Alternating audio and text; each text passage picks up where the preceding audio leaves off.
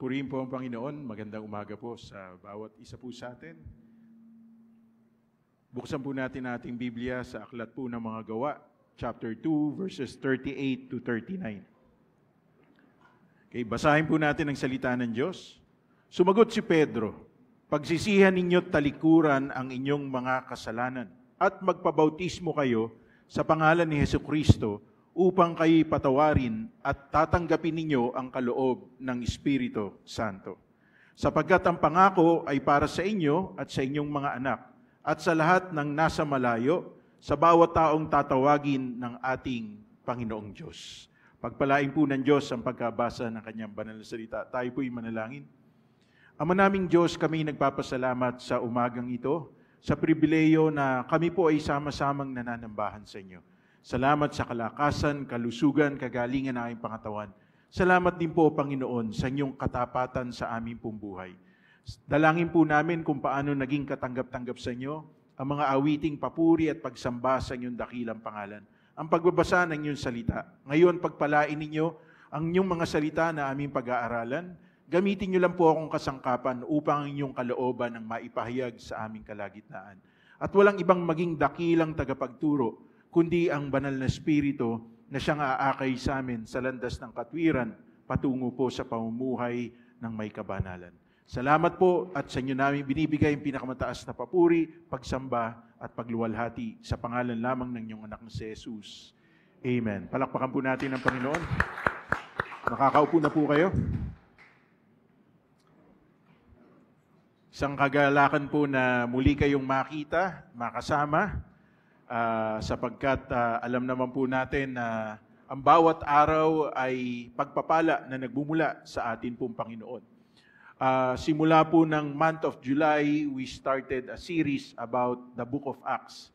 At ngayon nga po nasa Acts chapter 2 po tayo at ang pag-aaralan po natin ay receive the gift, and it is about the outpouring of the Holy Spirit. Kung ating pong iisipin, the Holy Spirit is God's gift to those who believe in Jesus. So kaloob ng Diyos ang banal na Espiritu sa mga nanalig kay Jesus. Kaya lang kung isipin po natin, di ba? Kayo po ba'y nakatanggap na ng mga regalo na hindi nyo alam kung bakit kayo niregaluhan ng ganun regalo? Kami pong mag-asawa, 22 years ago, no, ikasal po kami, April 24, 2002. May nagregalo sa amin, isang subwoofer, okay? Isang box na ganun, pagkatapos may 2 speaker na maliit. Sa loob-loob ko, saan namin gagamitin to? Okay? Hindi pa naman uso nun yung mga soundbar o di kaya kung ano pa man. Noon, mga panahon po na yun mga mini component pa rin ang mga ginagamit. Hindi na inabutan ng mga kabataan yun. So, mga mini component pa rin. Meron pong mini component yung misis ko na nakakapit doon sa TV namin. So, hindi ko alam kung paano gamitin po yun. Only to find out 5 years after, ganun na palang mga kinakabit sa TV. Ang nagregalo po kasi sa amin ay isang Hong Kong Chinese na kaibigan po namin. So, yun pala yung purpose po nun. At hanggang ngayon, nasa amin pa po yun. Hanggang ngayon, hindi na namin ginagamit, pero hanggang ngayon, nasa amin pa. May mga bagay tayong tinatanggap na akala natin, ba't ako niregaluhan ng ganito? Anong purpose? Hindi ko naman magagamit to. Pero ang hindi natin nalalaman, in the future, meron palang purpose yung mga bagay na yun. Katulad po ng banal na Espiritu. Ibinigay ng Diyos Ama ang banal na Espiritu sa mga nanalig sa Kanyang anak na si Jesus, sapagkat meron po siyang purpose. Ang main idea po ng ating pag-aaral is the Holy Spirit is the main reason why we are able to do God's will in our lives. So, ang banal na Espiritu ang siyang dahilan kung bakit nagagampanan po natin, nagagawa natin ang kalooban ng Diyos sa ating buhay. Alam po ninyo, lumuwas po kami nung Friday, kahapon lang po kami uwi, mga past 11 na po kami nakauwi. Kasi dumalaw po ako doon sa kaibigan kong pastor na namatay yung asawa dahil sa cancer. Pagkatapos naman, Thursday morning, pagbukas ko ng social media, nakita ko yung isang kaklase ko. Okay, namatay. So, the following day, pinuntahan ko naman yung classmate ko, kahapon. Pinuntahan ko yung classmate ko. 34 years na kami hindi nagkita ng mga classmate ko. Ganun katagal. O 36 years, kasi 1988 nung graduate kami ng high school. So, 36 years. Nung nagkita-kita kami, sabi sa akin, pare, ikaw lang hindi nagbago sa atin ikaw lang, dati yung buhok mo nakapumada Sabi mo, ngayon hindi ka na nagpupumada. Hindi ako naglagay ng gel. Pero sila, siyempre, lahat naman kami tumanda, di ba? Kaya lang, nakakalungkot po dahil karamihan sa kanila ay meron akong tinitignan ko nga yung mga picture po namin. Nagpadala sila doon sa GC po namin. Meron po ron, iika-ika na. Meron po ron, nakasurvive ng stroke. Ang kabutihan ng Diyos, kaya ako sinasabi sa inyo na dapat ipagpasalamat natin ang buhay natin sa bawat araw. Sapagkat hindi natin alam kung kailan tayo babawian ng buhay. Sabi po nung mga ka-eskwela ko, mga kaibigan ko, nagbibilyar lang daw sila. Pagkatapos, yung isang classmate namin na namatay, bigla na lang daw umalis, nagpunta ng CR. At pagkatapos, ang tagal na nasa CR. So, kinatok nila, at pagkatapos, yung pala hindi na nakatayo sa CR. At tumawag na ambulansya, pagdating sa St. Luke's, DOA na. Ang reality ng buhay ay katulad na sinasabi sa Aklat ng Santiago. Ito'y parang isang usok na nandito ngayon, maya-maya, wala na. At ang sabi ng salita ng Panginoon, kaya ako ito tinuturo sa bawat isa sa atin, malibang ang banal na Espiritu ang siyang manahan sa atin. Ang buhay natin ay mawawalan po ng kabuluhan sa mundong ito. But if the Holy Spirit lives and reigns inside of us, magagampanan po natin ang kalooban ng Diyos habang tayo nabubuhay. Yung kaibigan ko pong pastor, yung asawa niya, 1 year nag-battle ng cervical cancer, pero yun talaga. Okay? Pero tinigil niya yung pagnenegosyo niya, nag-leave po muna siya sa pagpapastor po niya, binantayan niya yung misis niya. But she has succumbed to cancer at binawian po siya ng buhay. Magbe-birthday sana siya ngayong July 30.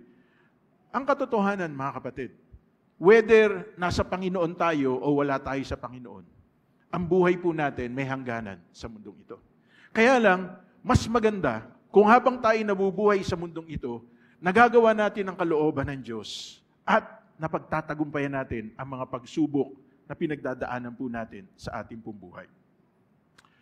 I want us to see the purpose of the gift of the Holy Spirit. Ano ba ang layunin? Bakit ibinigay ng Diyos ang banal na Espiritu sa ating pong buhay?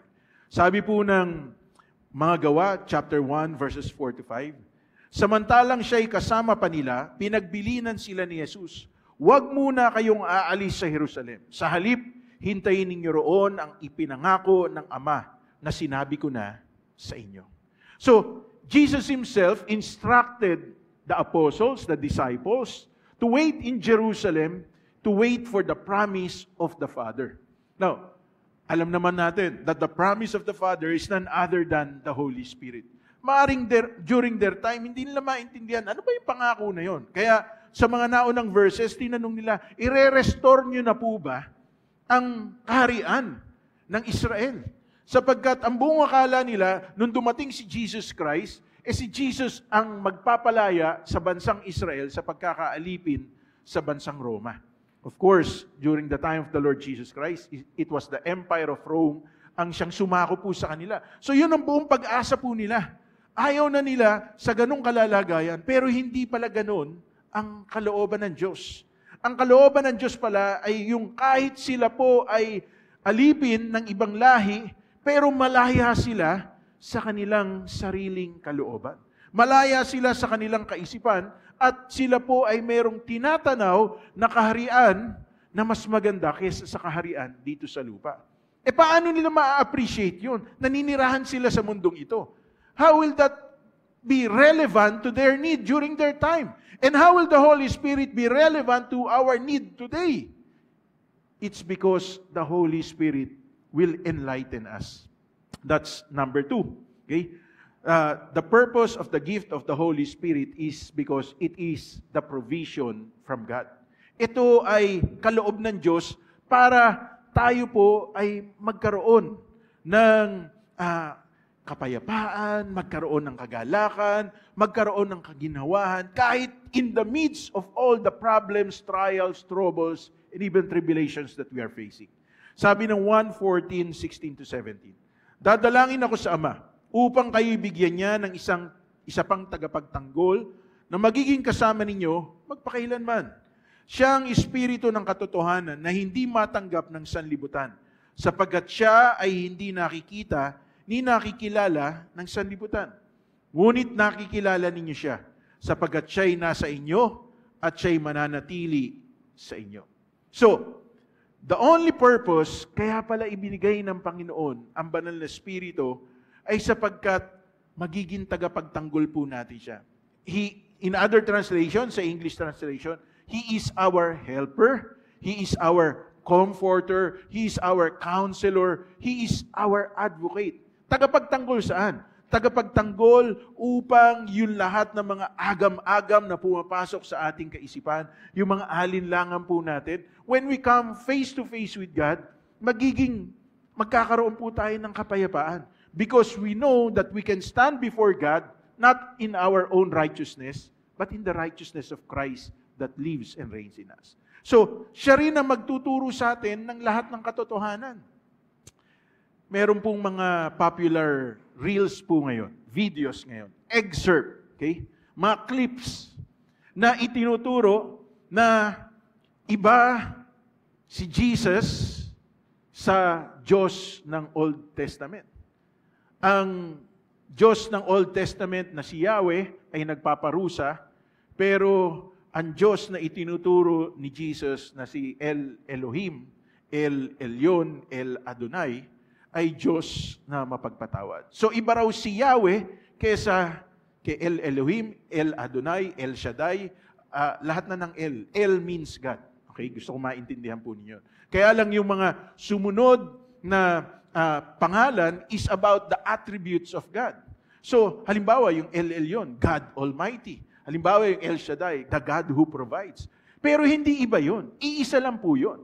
Kaya lang, ang Diyos na pinaglilingkuran po natin, gusto kong maliwanagan nyo to. Kasi baka mamaya napapanood nyo po yun at maguluhan kayo kagad. Gusto kong maunawaan ninyo na ang Diyos na mapagmahal, mapagpatawad, puno ng awa, puno ng pag-ibig, ay Diyos din na marunong magparusa. Diyos din na marunong humatol. Kaya nga sabi ng 1 chapter 3 verse 16, gayon na lamang ang pag-ibig ng Diyos sa sanlibutan, upang ang sino man sa Kanya ay sumampalataya ay hindi mapahamak, kundi magkaroon ng buhay na walang hanggan. Kaya lang sa verse 17, sinabi ron, kung hindi tatanggapin ang bugtong na anak ng ating Panginoon, ang hatol ay sumakanya na. So ibig sabihin mga kapatid, we have a choice. Hindi gusto ng Diyos na ang tao ay mapahamak, maparusahan, mamatay. Pero kung hindi natin pipiliin ang kaloob ng Diyos, ang gift ng Diyos na ibinibigay sa atin, then we brought condemnation to ourselves. So we must understand that God has already made the provision for us para tayo po'y magkaroon ng kapayapaan, magkaroon ng kagalakan, at magkaroon po ng kapanatagan sa harap ng Diyos. Because the Holy Spirit is the provision from God. And number 3, the purpose of the gift of the Holy Spirit is to give us power in order for us to be enabled to overcome ang lahat ng mga tukso ng sanlibutan. Sabi ng mga Gawa, chapter 1, verse 8, subalit tatanggap kayo ng kapangyarihan, pagbaba sa inyo ng Espiritu Santo, at kayo'y magiging mga saksi ko sa Jerusalem, sa buong Judea, at sa Samaria, at hanggang sa dulo ng daigdig. And you shall receive power after that the Holy Spirit has come upon you. And you will be my witnesses in Jerusalem, Judea, and Samaria. Do you know the reason why parang hirap na hirap tayong mag-testify, mag-share ng gospel? It's because baka hindi natin pinapayagang ang banal na Espiritu ay bumaba sa atin pong buhay. Baka hindi natin lubos na naunawaan na kailangan natin ng greater power in us. Sabi ng 1 John chapter 4 verse 4. Greater is the Spirit in us than he that is in the world. Mas makapangyarihan ang Espiritong sumasa atin kaysa sa Diyos ng sanlibutan ito. So halimbawa po, mga kapatid, you are being tempted, you are being seduced, you are being, itinutulak kayo sa paggawa ng hindi tama. Kaya niyong ma-overcome yan. Bakit? Sapagkat ang banal na Espiritu ay sumasa inyo. Ang problema, kapag hindi natin lubos na hindi tayo intimate, hindi natin lubos na pinalalalim ang ugnayan po natin sa banal na Espiritu. That's why it is a must that every day of our life, we talk to God through the power of the Holy Spirit in the name of the Lord Jesus Christ. It is a must that we worship the Lord. We sing songs to the Lord. Okay? Maraming kabataan ngayon, pagdating sa mga awitin, 24/7, naka-Spotify. 24/7, nakikinig dun sa ibang mga social app, mga audio, kung ano pa man. Diba? Pero ang tanong, kaya tayo hirap na hirap minsan umawit ng mga awiting papuri at pagsamba sa loob ng church. Kasi iba yung pinakikinggan natin sa bahay. Di ba maganda na you can sing a love song to the Lord? Di ba maganda? You can express your heart out to the Lord because you are singing the songs of worship. Maraming tao po, hirap na hirap. Kaya pagdating nila pag Sunday, yung iba, umaawit sa loob ng church, nakataas ang kamay. Yung iba, umiiyak habang umaawit sa Panginoon, pumapalakpak. Pero sila, parang wala lang. Kasi iba yung buhay nila from Monday to Saturday, tapos dadalo lang sila ng Sunday. I want you to understand this. The Holy Spirit is available to us every day of our life. Every moment of our life. If we would only acknowledge Him sa buhay natin. The Holy Spirit is the one who would say to us, huwag mong gawin yan. The Holy Spirit is the one who would give to us the power, kaya mo yan, anak. Sabi ng John chapter 16, verse 33, in this world, Jesus said, you will have many tribulation. But take heart, sabi ng Panginoon, I have overcome the world. Sino magpapaalala sa atin nung mga salita na yon? Sino magpapaalala sa atin nung mga pangako ng Panginoon na yon? It is the Holy Spirit who would remind us. So, dapat maintindihan natin yon. Now, on the second part of our teaching today is how to receive the gift of the Holy Spirit. Paano raw po natin ito tatanggapin? Okay? Kaloob ito mula sa Diyos Ama, pero kinakailangan handa po tayong tanggapin ito. Kasi halimbawa, meron akong ibibigay kay Brother Romy. Okay? Halimbawa, meron akong gustong ibigay sa kanya, pero ayaw niya namang kunin. O ayaw niya namang bigyan ng oras para maibigay ko sa kanya. Kahit na gusto kong ibigay sa kanya yun, hindi niya makukuha. Kasi ayaw niyang bigyan ng panahon. Ito rin po ang dapat maunawaan natin. The Holy Spirit is God's gift to you and me. Pero kung hindi natin bibigyan ng panahon, hindi tayo gagawa ng paraan para ito'y mapa sa atin, hindi po ito mapapa sa atin. It's not that we earned it, but we must learn to appreciate kung ano yung gustong ibigay sa atin. Okay, number 1, how to receive. Pray and ask. Sabi ng Lucas chapter 11 verse 13, kayo ngang masasama ay marunong magbigay ng mabubuting kaloob sa inyong mga anak. Lalo na ang inyong Ama na nasa langit, na magbibigay ng Espiritu Santo sa mga humihingi sa Kanya. So, we have to ask, Father, let the Holy Spirit reign in me. Now, I want you to understand this. Iba po yung instantly tinanggap natin ng banal na Espiritu kesa dun sa situation na kailangan natin ng manifestation ng banal na Espiritu sa ating buhay. Bakit instantly tinanggap natin ng banal na Espiritu? Because the moment na tinanggap natin si Jesus sa ating buhay, the Holy Spirit resides in us already. So, the moment pala na tinanggap natin, parang ganito yan eh. Okay? The moment na ikinasal kami ng misis ko, automatic, ang apelyido niya ay hindi na Noriega. Ang apelyido niya ay De Alba na. Sapagkat, legally speaking, kami po ay mag-asawa na. Pero, malibang i-exercise niya, halimbawa, okay, merong dapat i-claim, okay, na para sa amin dalawa, nasa pangalan ko.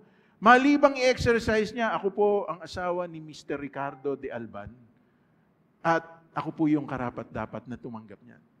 Pero kung hihiya-hiya siya, hindi niya makukuha yung dapat niyang tanggapin para sa akin pong buhay.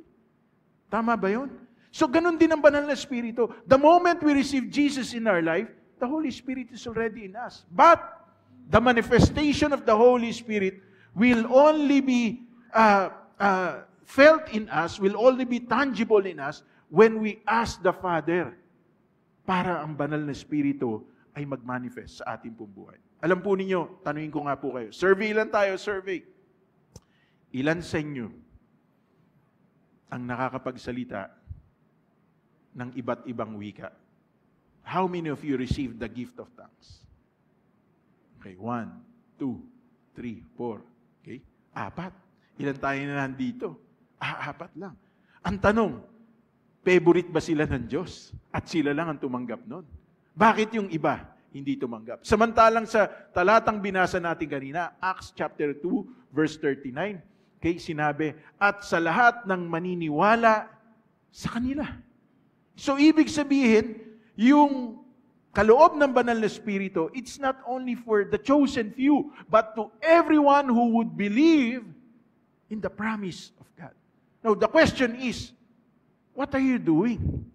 Baka hindi tayo humihingi sa Panginoon. Baka ang hinihingi lang natin sa Panginoon ay yung pambayad natin sa Selcor na buong buwan natin pinantatrabaho. Di ba? Mas malaki pa yung babayaran mo sa Selcor kaysa sa sweldo mo. Baka yun lang yung hinihingi natin sa Panginoon. Baka hinihingi lang natin sa Panginoon pambayad ng tuition ng ating anak o di kaya kung ano pa mga tungkulin na meron tayo. Baka kaya kailangan po natin ang banal na Espiritu sa ating buhay. It's because the Holy Spirit will be the one to restrain us from doing something against the will of God in our life. Alam po niyo mga kapatid, when we pray, we only not just tell God kung ano yung gusto natin mangyari sa ating sarili. But we also ask the will of God to happen sa buhay natin. Kasi pag hiningi natin ang kalooban ng Diyos sa buhay natin, mas maganda po yun kaysa sa kalooban natin. Pangalawa, okay, how to receive the gift of the Holy Spirit. Pray in one accord. Sabi ng mga Gawa, chapter 2, verse 1, nagkakatipon silang lahat sa isang lugar nang sumapit ang araw ng Pentecostes. At sumunod na verse, at animoy isang malakas na hangin ang pumasok kung saan sila naroon. At umugong ng malakas. There was a rush of mighty wind inside. And then suddenly, there were fire of cloven tongues of fire sa ulo ng bawat taong nagkakatipon. Ito ang dahilan kung bakit mahalaga ang prayer meeting sa buhay natin bilang mananampalataya. Because when we come in one accord, nagsama-sama po tayo, nananalangin tayo. Ano sabi ng Mateo chapter 18, verse 18? Where two of you agree as touching anything here on earth, it shall be done by my Father in heaven. Because where two or more gather in my name, there I am in the midst of them. So, tandaan po natin yan, huwag natin kalilimutan yan. Kapag ka pinagkasunduan ng dalawa dito sa lupa, papangyayarihin ng ating Diyos Ama na nasa langit. Sapagkat kung saan dalawa, tatlo o masigit ang nagkatipon sa aking pangalan, bumababa ako sa kanilang kalagitnaan.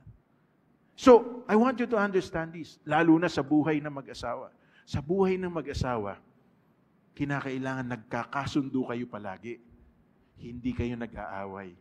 Kasi pag hindi kayo nagkasundo, walang blessing sa pamilya nyo. Wag naman para gusto nyo lang ng blessing, magkakasundo na lang kayo. Hindi naman ganun yun.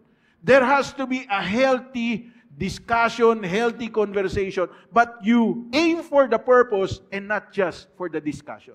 Sa buhay na yung mag-asawa, di-discussion kami. At minsan nga, isang gabi, sabi nung mga anak ko, Daddy, nag-away ba kayo ni Mami? Hindi, nag-uusap lang kami. Bakit malakas ang boses nyo? Meron siyang gusto sabihin. Meron din akong gusto sabihin. So, meron kaming point na gustong i-drive at. But at the end of that point, hindi naman ibig sabihin nun magkagalit kami, magkahiwalay kami. Hindi. Ang mahalaga na express namin kung ano yung gusto namin sabihin. At mahalaga, nagpe-pray po tayong magkasama. Nagpe-pray po tayo bilang isang pamilya. That is my question to every one of you. Baka kaya magulo ang inyong pamilya because you cannot come in one accord. You cannot gather your children sapagkat kanya-kanya ang ginagawa ninyo. Malinaw na sinasabi ng salita ng Panginoon, nagkakatipon silang lahat sa isang lugar nang sumapit ang araw ng Pentecostes. Ibig sabihin, they were just in one place and they were just in one accord. I suggest to all of you, tonight, bago kayo manood ng TV, pagkatapos nyo mag-dinner, I suggest, mag-pray kayo as a family. Pastor, ako lang sa kayong isa kong anak. Di kayong dalawa lang. Sabi naman ng Bible, kung saan dalawa. Diba? Hindi mo kasi pwede i-gather ang isa, kasi isa ka lang Pero pag dalawa, you can gather. Lalo na pag mas marami. Katulad namin, 5 kami sa aming pamilya. So, I make it a point. Dati kasi, every night, nung pandemic, nagpe-pray kami, nagre-recite ng verses. But I make it a point na every Sunday, after dinner, nag-gather po kami, nagpe-prayer meeting po kami. I challenge you. Kasi sa panahon po ngayon, hindi na po natin mababantayan ang ating mga anak 24/7. At ang buong akala natin, katabi lang natin siya, hawak lang ang cellphone niya, pero baka mamaya, nasa ibang mundo siya, nasa ibang mundo ka rin. May tawag nga yung misis ko sa anak kong si Miko Anak, Miko, na-Miko-fied ka na naman. Yung kausap niya, pero hindi pumapasok sa isip niya kung ano yung sinasabi ng nanay niya. And madalas ganun Kahit minsan nga sa buhay mag-asawa di ba? Nag-uusap kayo pero lutang yung isip ng asawang lalaki. Parang ako lang umaamin, parang ayaw niyo umamin. Di ba? Kaya ang gagawin ng misis ko, tatahimik. Sasabihin ko sa kanya, nakikinig ako kasi may hawak akong cellphone. Nakikinig ako. Pag tumigil ako, sakalang itutuloy ng misis ko yung kwento. Kasi minsan, we are too familiar with each other, hindi na natin nabibigyan ng value yung moment na magkakasama tayo. Hindi, alam niya naman yun Hindi niya alam yun. Kaya kinakailangan, pag magkasama kayo, kasama kayo. Naintindihan po ba natin? Ganon din ang banal na Espiritu. Pagka tayo ay nagpe-pray, pagka tayo po ay nagkakaroon ng family devotion, set aside muna lahat. Kasi pagka hindi natin sinet aside yun, madidistract tayo, hindi natin mafu-fulfill ang purpose ng Panginoon. Amen ba? Palakpakan natin ang Panginoon. Number 3, and we end with this. Pray and repent. Sabi ng mga Gawa, chapter 2, verse 38, sumagot si Pedro, pagsisihan ninyo talikuran ng inyong mga kasalanan at magpabautismo kayo sa pangalan ni Jesucristo upang kayo patawarin at tatanggapin ninyo ang kaloob ng Espiritu Santo. Look at the pattern. Pagsisihan, talikuran ang ating mga kasalanan at magpabautismo sa pangalan ng ating Panginoon. May possibility sapagkat in Acts chapter 10, nangangaral pa lang si Pedro sa bahay po ni Cornelio, bumaba na ang banal na Espiritu and they were baptized by the Holy Spirit. They were not yet baptized in water, but the Holy Spirit already came. Why? Because Cornelius and his household was anticipating for the message of God. May kasabikan sila, inaantay nila. Kaya si Pedro, pinasundo pa, at pagdating ni Pedro, nag-umpisa na siyang mangaral, suddenly, bumaba ang banal na Espiritu. Why? Because they have that expectant heart. Sabik na sabik sila sa gagawin ng Panginoon. Ngayon, kung wala ka namang kasabikan, at katulad ngayon, nag-aaral tayo ng salita ng Panginoon. Pero ngayon, nabibuild sa'yo yung excitement, nabibuild sa'yo na gusto mo na tanggapin din ang kaloob ng banal na Espiritu. Then, ito yung pattern. Sinabi mismo ni Apostol Pablo, pagsisihan ninyo at talikuran ng inyong mga kasalanan, magpabautismo kayo sa pangalan ng ating Panginoon. I also use this verse when I dedicate a child to the Lord. Kasi binibigyan ko po ng linaw. Bakit ba naghahandog ng bata at bakit hindi binabautismuhan? Sa nakagis na natin pananampalataya, ang tawag po ron ay christening o baptism. Biblically speaking, ang binabautismuhan ay yung may kakayanang magsisi at tumalikod sa kanyang kasalanan. So isang bata, ang isang sanggol, ang isang taong gulang, hindi mo siya pwedeng bautismuhan sa tubig sapagkat wala siyang kakayanang magsisi at tumalikod sa kanyang kasalanan. Tama po ba?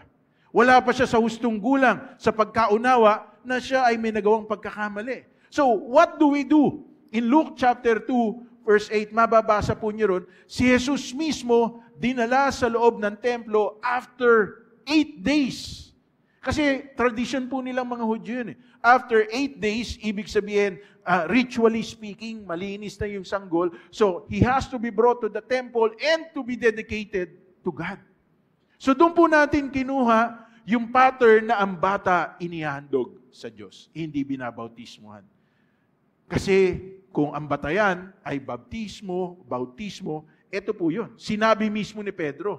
Kung hinikilala natin si Pedro, ang pinaka-head sa lahat ng mga apostol, Peter himself said. And after preaching, itong message na to, makikita natin in Acts chapter 3, 3,000 was added to the church that day. Actually, when the Spirit came to the believers, that was the birth of the church of the Lord Jesus Christ. Because the birth of the Lord Jesus Christ is when the Holy Spirit descended upon every believer who were gathered in the upper room.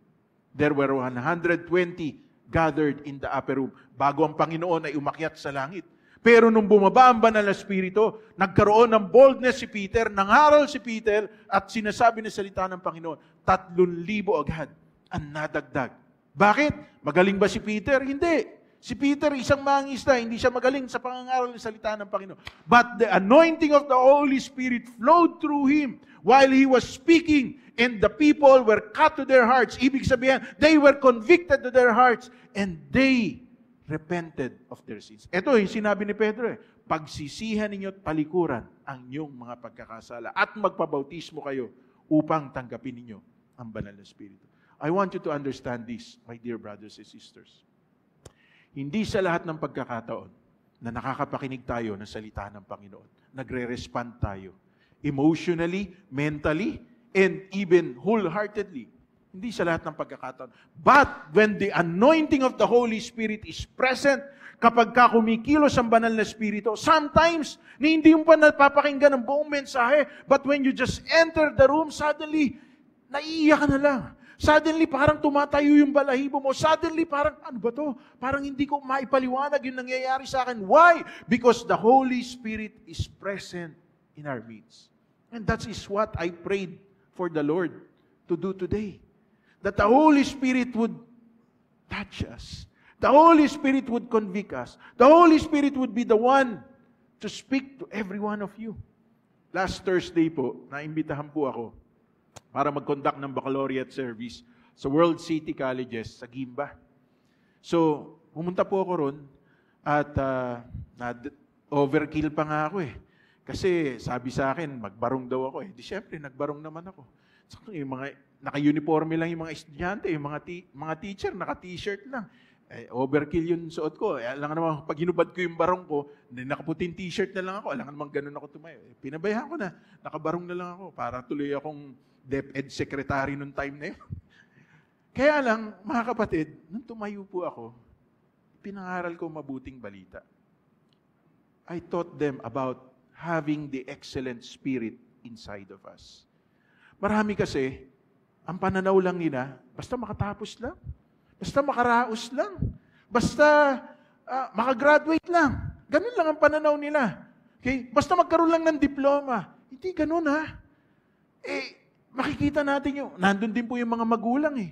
So makikita natin, ipinangutang sila, talagang nag-araro ng bukid na hindi para sa kanila, para mapagtapos yung kanilang anak. Tapos yung kanilang mga anak feeling kagaganda. Okay? Kulot na kulot, ang haba ng pilik mata, at yung mga lalaki naman, okay? Yung bang purpose, kaya kayo pinapag-aral ng magulang nyo para mag-fashion show? Hindi ha. Pinapag-aral kayo ng magulang nyo because they have that hope inside of them that one day, kayo ay mas magiging matagumpay kaysa sa kanila. And don't you ever forget that, kayo mga nag-aaral. Kaya yung panahon na kayo'y nag-aaral, pagbutihin ninyo. Sapagkat maaaring lumipas na yung panahon na yun at kayo magde-desire kayo mag-aral muli. Katulad ko. Nag-aaral po ako, hirap na hirap ako mag-memorize. Pambihira ba naman, pamula course 1, course 4 na po ako. Yung test ng course 1 hanggang course 4, uulitin ko uli yun. Kala ko, pumasa na ako sa course 1, pasado naman. Pero pag tinignan mo yung test paper, kung ano yung exam ng course 1, kasama pa rin sa course 4. Nakakakurta ng isip, di ba? Di lalo ng mga doktor, katulad ni Doc Jun. Ako, napakahirap po mag-memorize, mag-aral ng mga ganung bagay. Pero gusto ko maintindihan nyo ito eh. Okay? Yung panahong ibinibigay sa atin, we must seize the moment. Kasi lilipas yung panahon na yun, at maaaring pwede natin balikan, but we won't be as effective as we used to be before. Pero gusto kong maintindihan natin to. Kaya nga sinabi rin ng Bible na, redeeming the time because the days are evil. So, pwede natin balikan yun, pero malibang tulungan tayo ng banal na Espiritu, hindi natin magagawa ng lubos. Yun dapat po nating gawin.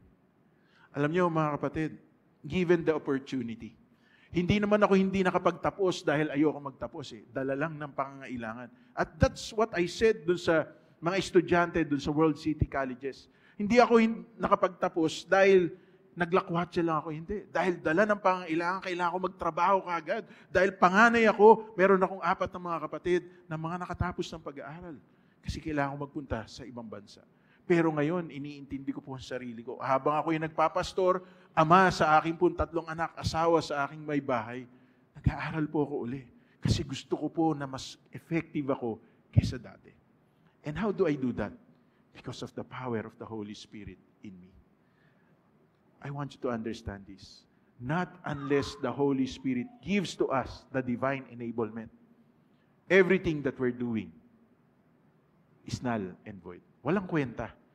May kwenta in this world, pero before the sight of God, walang kwenta. I want us to understand this. The Holy Spirit is available to every one of us. Lalo na kung tinanggap na natin si Jesus sa ating buhay. So all we need to do is ask the Father, give it to me, Lord. Ibigay niyo po ang banal na Espiritu. I was in Saudi Arabia, taong 1992. Nung madinig ko po ang turo ukol sa banal na Espiritu. At sinabi na available nga sa lahat. Nag-share po sa akin mga Presbyterian, mga Baptist. Hindi po sila naniniwala sa baptism ng Holy Spirit. Kaya lang sabi ko, so binasa ko po yung scripture. Sabi ko, oo nga, kung hihingi ako sa Ama, wala namang mawawala. Banal na Espiritu naman ang tatanggapin ko. Ang sabi, yung pagsasalita ng iba't ibang wika, sa demonyo yun. Tinignan ko naman, kasama naman sa gifts of the Holy Spirit, yung speaking in tongues. So sabi ko, Lord, kung loloobin po ninyo, I want to receive that gift in my life. So, it was not in this kind of setting na maraming tao na saka ako natanggap yung baptism ng Holy Spirit. I was in my room by myself. I was praying to God, singing songs to God, reading my Bible, and I was crying my heart out to God. At sabi ko, Lord, if you're real, let me receive the baptism of the Holy Spirit. Sumaawit ako sa Panginoon hanggang suddenly, I spoke in tongues. Hanggang ngayon, I speak in tongues. There are times na kapag strong ang manifestation ng Holy Spirit, I speak in tongues. On my own, by myself, I speak in tongues. Pero hindi ko ginagawa yun palagi. Kaya lang, if I do it on my own, ang na-edify yung aking spiritual man. I want you to understand that. And if we do it in this congregational setting, the Bible says, there has to be someone who would interpret the speaking in tongues. Kung hindi ma-interpret ng congregation yon, the pastor himself should ask the Lord so that the Lord would give to him the divine enablement to interpret the speaking in tongues. Pero, hindi po sa Diablo yun. Sapagkat malinaw na sinasabi ng 1 Corinthians chapter 12 that speaking in tongues is a gift from the Holy Spirit. Now, sa pagbabalik-aral, what are the purposes of the gift of the Holy Spirit? It is the promise from the Father, the provision from God, and the power to enable us. How to receive the gift of the Holy Spirit? Pray and ask the Father. Pray in one accord. Pray and repent. Manalangin po tayo at magsisi at talikuran ang ating pagkakasala. In conclusion, the Holy Spirit is God's gift to every believer to enable us to be His effective witnesses. Ang sole purpose po nito ay para hindi tayo nahihiya, hindi tayo natatakot, hindi tayo nangangamba na pag nag-share tayo ng gospel, hindi tayo pakikinggan. So, kagabi lang po kami nagkita-kita ng mga kaklase ko, 36 years ago, kasi classmate ko sila nung high school. Tapos, sabi sa akin, napapanood ka namin eh. Sa loob-loob ko, di mabuti. Bakit? Kasi, kung sharean ko sila ng gospel, sosoplain nila ako eh. Okay? Kasi, numero 1 alaskador ako nung magkakaklase kami. So, tahimik lang ako kagabi. Okay? Sabi sa akin, pare, sabing ganun, kwento mo nga sa amin. Paano ko nagkaganyan? Di kinuwento ko po. Sabi ko, papunta ako ng Saudi. Pumunta ako kay Father Richie. Nangumpisal ako, katulad ng ginagawa ninyo. Sabi ni Father Richie sa akin, pag pumunta ka ng Saudi, walang Catholic church doon. Pero merong mga Christian church doon, underground. Umattend ka ng Bible study nila. Kasi para nun sa ganun, you will still be closer to the Lord. Okay, may basbas ni Father, di ba? So, religyoso po kasi akong tao eh. Nagsakristan pa ako nung grade 6 ako. Gusto ko pa nga pumasok ng seminaryo. Kasi feeling ko, bait-bait ko. Parang natatawa kayo, di ba? So, kaya lang, pinalabas ako ng papa ko. Kasi nag-iisang panganay na lalaki po ako. 4 yung kapatid kong babae. So, sabi ng papa ko sa akin, anak, wag muna ngayon. Kasi baka mamaya walang magdala ng apelyido ko. Sabing gano'n. So, wag muna ngayon. Kung talagang tatawagin ka ng Panginoon, pagka-graduate mo na ng high school, di grade 6 yun. Gumaduate ako ng grade 6. Yun, maaga akong lumande. First year pa lang, may girlfriend na ako. Second year, may girlfriend. So, nagkamali yata yun ng payo yung tatay ko. Pero sa madaling salita, kinuwento ko po sa kanila gano'n. Nung pumunta po ako ng Saudi, very religious ako. May dala akong stampita, may dala akong rosaryo, may dala pa akong Santo Niño. Okay, bawal sa Saudi yun eh. Okay? Nakalagay po yun doon sa locker ko. At nung pumutok yung Gulf War, tinawag ko lahat yung mga kasama ko. Load tayo, load. Load naman sila. Okay? Dasal kami. Ako nangunguna sa kanila. Lahat ng mystery, okay? Sorrowful, joyful, glorious, lahat yun. Talagang, paano ba naman kami huling binigyan ng face mask, ng gas mask? Kasi mga Pilipino inuna yung ibang lahi. Pero nung gabi na may nagba-Bible study, meron ako hindi maintindihan sa Bible. Sabi nung roommate ko, attend ka lang ng Bible study. Sabi ko sa sarili ko, attend ako, pero hindi ako maboborn again. Okay? Pinalaki akong Katoliko, mamamatay akong Katoliko.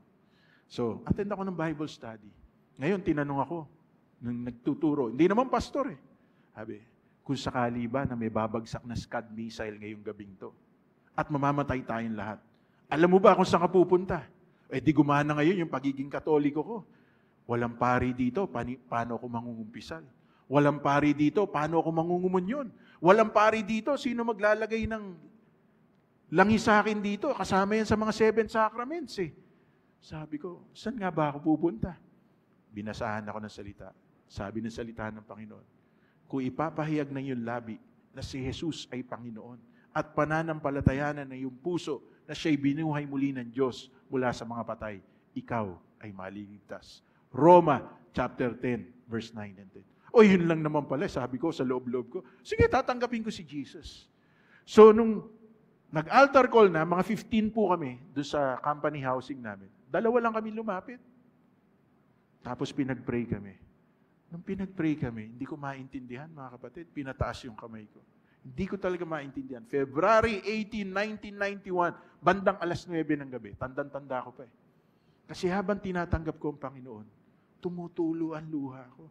Pati uhog ko tumutulo. Hindi ko alam. There was so much conviction inside of me na pagkatapos nun, ang gaan-gaan ng pakiramdam ko. So yung sinabi ko, hindi ako maboborn again. Born again ako. Ngayon, the following day, day off ko, sumulat ako sa magulang ko. Yellow pages. 8 yellow pages, back to back. Tinestify ko kung anong ginawa ng Panginoon sa buhay ko. Habi ko, patawarin po ninyo ako. Born again na po ako. Kaya lang masaya po ako eh. Why? Because at that moment, I felt that peace inside of me. Alam niyo mga kapatid, the rest is history. Because right now, I am standing in front of you because of the work of the Holy Spirit in me. The only person who could change us inside out is none other than the Holy Spirit. Because the Holy Spirit is our comforter. When we receive Jesus in our life, katulad po ninyo ng mga nanonood, the Holy Spirit will come inside of you and the Holy Spirit will convict you. Dati po, nung kumilala tumanggap ako sa Panginoon, naninigarilyo ako. Okay? Sa harap ng mga anak ko, sinasabi ko po yun, naninigarilyo ako. 14 years old pa lang, naninigarilyo na ako eh. Kahit na ang bait-bait ko, kala ko. Okay? Kahit na pagka kinakalembang ko po yung, kasi sa Kristan nga ako eh, pag kinakalembang ko po yung kalembang habang itinataas ng pari yung ostya, kinikindatan ko na may nililigawan ko dun sa choir loft namin. Ganun po ako kapilyo eh. Pero nung ako po ay binago ng Diyos, unti-unti, nawala po ang lahat ng yun. Instantly, ayoko na magsigarilyo. Instantly, ayoko na uminom. Kaya nung nagkita-kita po kami magkakaibigan, magbabarkada kagabi. Ganun ba? Sabay biglang talikod. Akala yata, ipagpe-pray ko na siya. Pero ang katotohanan, mga kapatid, mahalaga nakapagtanim tayo sa buhay ng bawat isa. At ang most effective testimony natin ay yung nakikita sa buhay natin, yung ipinapangaral natin.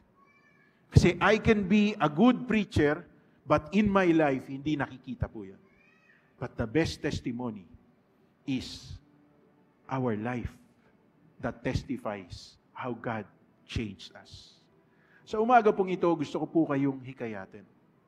Gawin po natin yung huling tatlo. Ano po yun? Let us pray and ask. Let us pray in one accord. And let us pray and repent. Tayo pong lahat ay tumayo.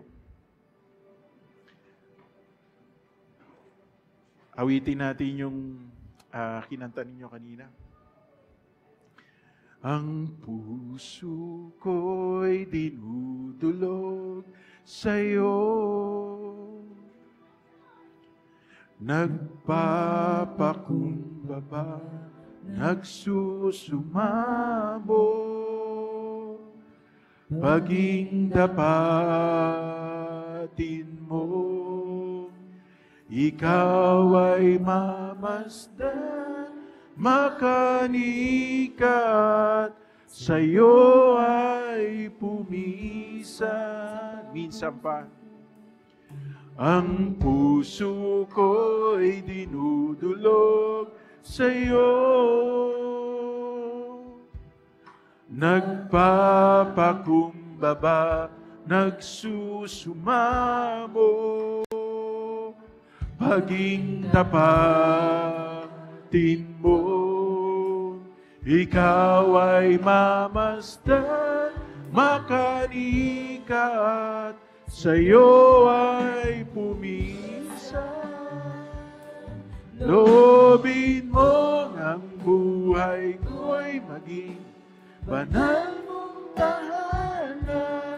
Luklukan ang iyong wagas na pagsinta. Daluyan ang walang hanggang mga papurit pagsamba. Magari ka, O Diyos, ngayon at kahit kailanman.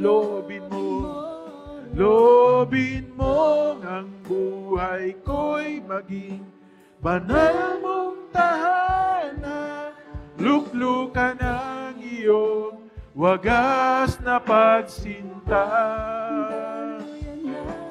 Daluyan ang walang hanggang mga papurit pagsamba. Magari ka, O Diyos, ngayon at kailanman. For the last time, loobin mo ang buhay ko'y maging banal mong tahanan. Luklukan ang iyong wagas na pagsinta.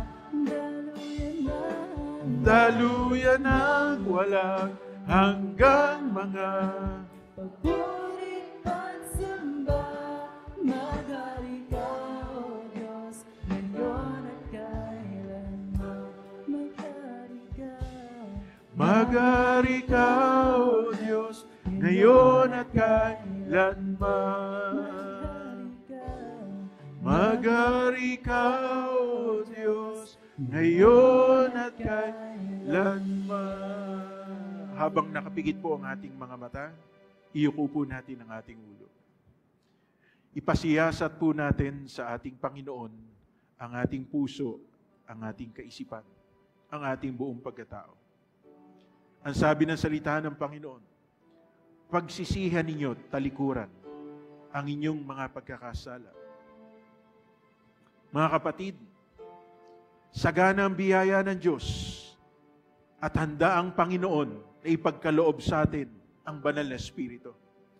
But how can the Holy Spirit come and fill us if there are things inside of us that we cannot fully surrender unto the Lord?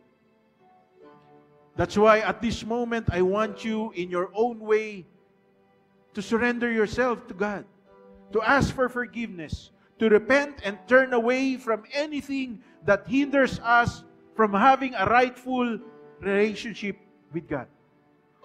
And today, I believe with all of my heart that the Holy Spirit is present in our midst. And the Holy Spirit wants to manifest Himself sa buhay ng bawat isa sa atin. But not unless there is a true repentance. There is a true surrender of ourselves to the Lord. We cannot be filled with the power of the Holy Spirit. Father, today I pray in the name of Jesus, let the convicting power of your Spirit work mightily in our lives.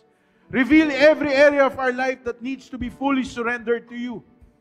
Take away anything in us that hinders us from coming before your presence. And today, O God, we thank you for your great love. We thank you for your great mercy. We thank you for your grace that manifests in our lives. Lord, maraming salamat po.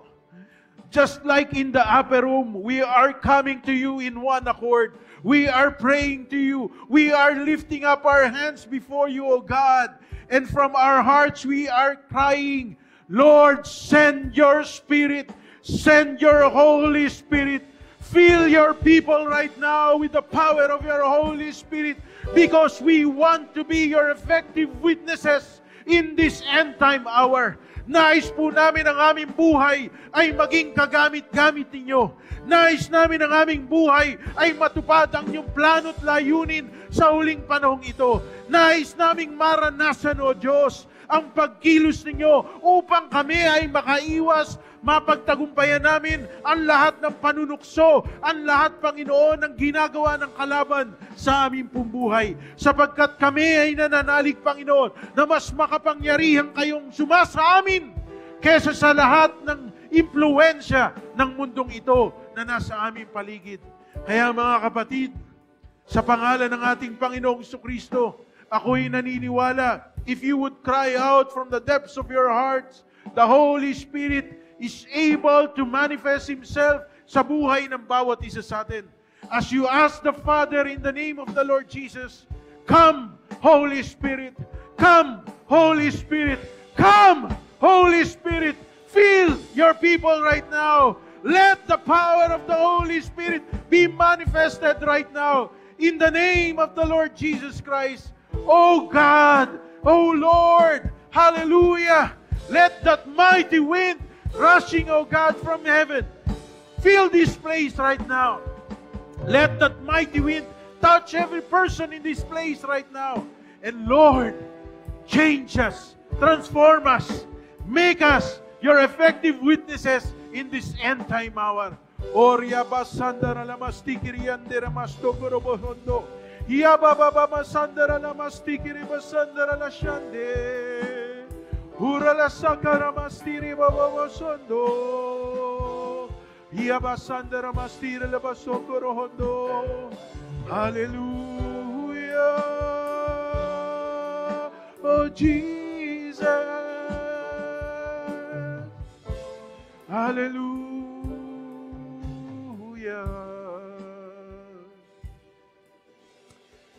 In the name of the Father, the Holy Spirit is saying to every one of us,